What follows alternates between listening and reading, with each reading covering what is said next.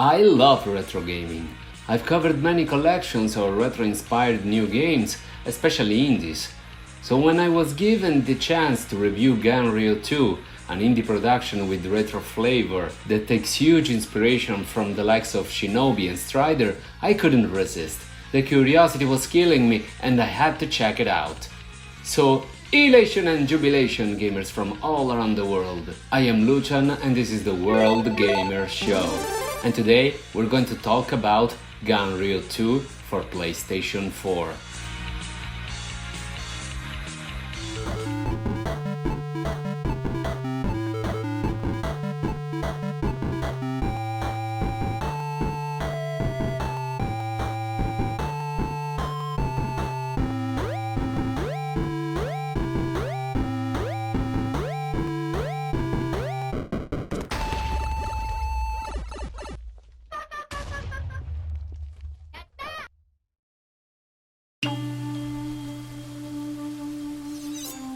As you probably noticed, Hakuma Kojiro is a sequel to the original Ganryu released only for the arcade machine Neo Geo MVS back in 1999 and shockingly ported in 2017 to the Dreamcast of all places.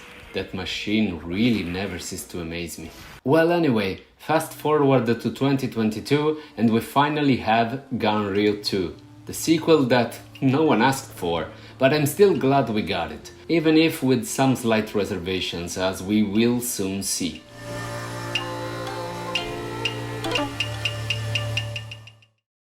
Developed by StoryBird and published by Just for Games, Ganryu 2 is available for Xbox One, Nintendo Switch, PC and PlayStation 4, which is the version we will take a look at today. Also shout out to the publisher for providing me with a review copy of the game.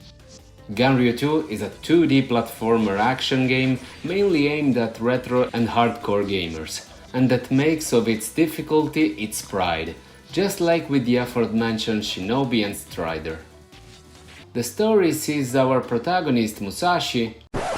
Oh, come on, even the name is the same as Shinobi. But in this case it is because the main character is loosely based on a real person that actually existed in the feudal Japan, Miyamoto Musashi. Well, anyway, after defeating his nemesis Kojiro in the previous game, he appears inside Musashi's mind during one of his meditations and tells him that the battle is not over yet, as he challenges him once again, otherwise he will bring terror to all Japan. Basic and straightforward, just the way I like it for this kind of games. One nice thing though is that there is a ton of fan service for the few people who played the original game, which is always a nice touch and shows real dedication towards the original fans who were actually looking forward to see the sequel. With the story out of the way, we can focus on the game itself, starting with the graphics, which are, to be honest, pretty gorgeous. State-of-the-art 2D sprites, bright colors and detailed environments. Animations are also very well done, but without overdoing them, in order to keep the retro spirit, but they are functional and blend in well with the rest of the presentation. Each level also has a distinct setting and feeling from one another, which greatly helps the visual variety. The protagonist has also a pretty cool character design that actually reminds me of a Haomaru from the Samurai Shodown series by SNK. And it makes sense, since the original game was released on a Neo Geo arcade machine, so you can definitely add that one as well to the already big list of influences. So yeah, overall, count me satisfied with the presentation. But of course, in a game like this, or really in any game for that matter, the gameplay is the most important part, and Ganryu 2 doesn't disappoint, mostly.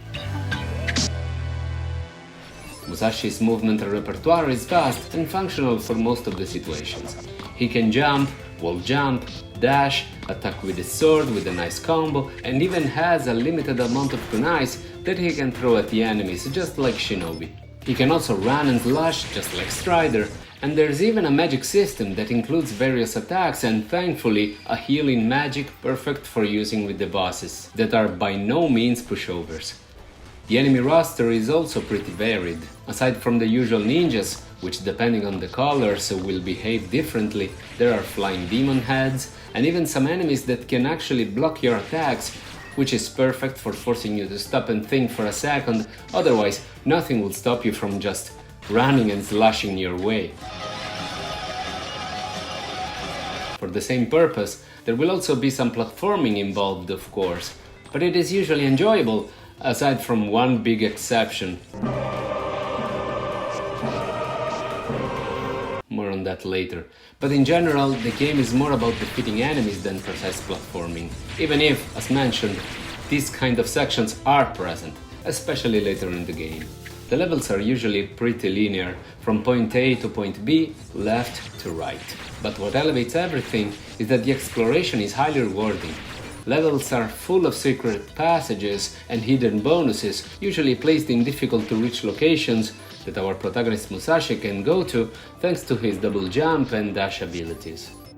Each level also has a segment that usually involves some other gameplay styles. Whether it be an auto-run segment, a barrel ride, Donkey Kong Country style, or even a shoot-'em-up section. This really helps breaking up the pace and adding more variety to the usual run and slicing.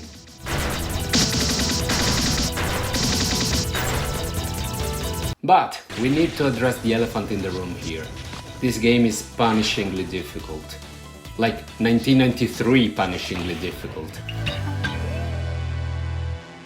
You will hardly ever have time to think about what to do next, because the game throws you wave after wave of enemies, in some cases even spawning them right in front of your nose. Even though Musashi has an actual life bar, thank God, he also has a limited amount of lives and no continues. And if it wasn't for the healing magic, things would have been even worse. Now, to be fair, there are plenty of life and health pickups along the way, if you care to go and explore, which you should do. Speaking of stages, each one is made of 2 acts, culminating with a boss each. But if you lose all your lives, you can only restart from the first act.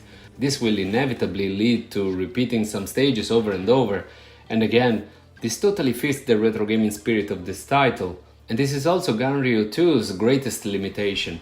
This game is very old school at heart, and there's nothing inherently wrong with that, but the thing is that it makes me recommend it only to retro enthusiasts and hardcore gamers who are willing to master the game through repetition, just like in the old days. Death is also punished way too severely. If you die at a boss, for example, you will start at the nearest checkpoint, which by the way isn't always exactly at the same spot as the boss itself, but you will lose all the bonuses you accumulated up to that point, including the magic meter, which basically means it's useless because you rarely need it during the levels themselves, and all the stock of kunais. You will think that you might as well restart the level, but the game even autosaves after each death. So that if you turn the game off in rage just when you got 0 lives left, once you load it, you will still have 0 lives left. Now that's just being cruel for the sake of being cruel, my dear developers. On the same note, it's impossible not to mention the difficulty spike, yes, a difficulty spike on an already difficult game that's present at the beginning of stage 4. In here, you will need to keep on ascending by climbing on these falling rocks, constantly avoiding flying demon heads and the enemy's kunais. It's an endurance test with tons of tricky parts and no checkpoints until you reach the boss. There is also basically 0 chance of gaining extra lives in this section. And if you manage to reach the second act and lose all your lives, it's back to the falling rocks again. A total nightmare. And it's a shame because while this part is undeniably difficult, it is doable. Thing is that the gratuitous decision of not allowing you to restart at the second act of the stage once all your lives are lost, the total absence of checkpoints before the boss, and the lack of continues makes this part unnecessarily frustrating for what was up until this point a hard but still enjoyable experience.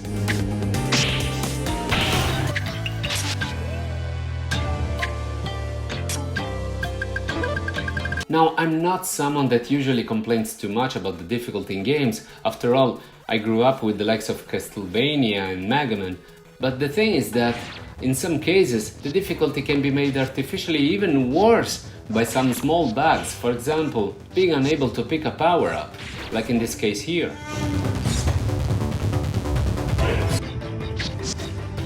In this other case here, my ability to dash was arbitrarily removed after a death. It was restored later automatically, but still, the game is already hard as it is without these additional and seemingly random handicaps.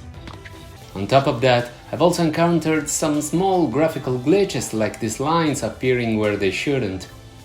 Nothing game-breaking, but still, these glitches certainly show a lack of proper optimization, at least on PlayStation 4. I also wish that the default button mapping was more comfortable, and I couldn't find an option to rebind them, which is a damn shame, because you want to feel comfortable in a game like this, where every movement counts. Thankfully, the good music that plays in the backgrounds alleviates this sense of repetition. While it's not on the same level as the classics of the genre, it still offers some catchy tunes that will accompany you throughout the adventures.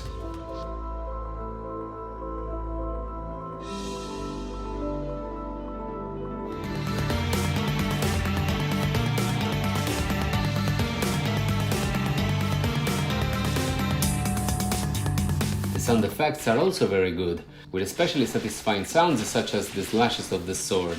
Also, each bonus makes a different sound, which will help you to distinguish which kind of bonus you got in the heat of the action.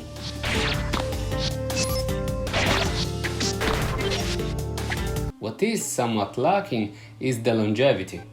The game has only 5 stages, well, each one split into 2 acts, but still a little too little. But the overall time necessary to see the final credits rolling will probably be extended, heck, maybe even doubled, by the unjustifiable difficulty spike from level 4.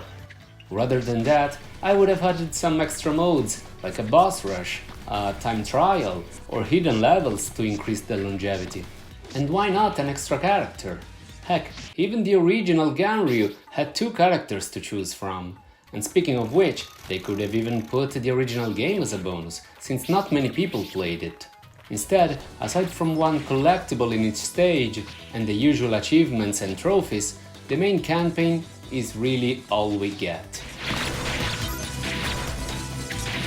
It's a shame, because the game itself is pretty entertaining, with all the stages that look and feel different from one another and some other game mechanics thrown in to spice up the gameplay.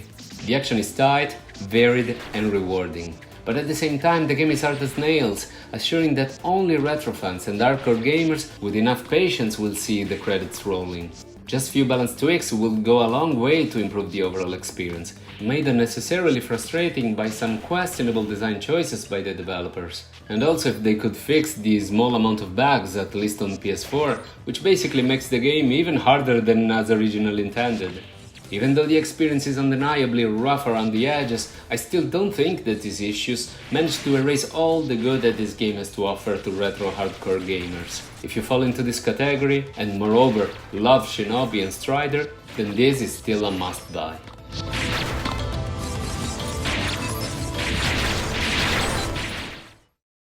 But this is just one guy's opinion on the internet, so now I want to know yours down in the comment section. Did you know about this game? Do you plan to pick it up? Did you play the old school Shinobi and Strider games? Share your thoughts and memories in the comment section down below. Also, if you're into indie games, you might want to check out my other indie reviews. But that will do for today. Thank you so much for spending some of your precious time with me. I will see you in my next video, but until then, stay safe, play safe, world gamers.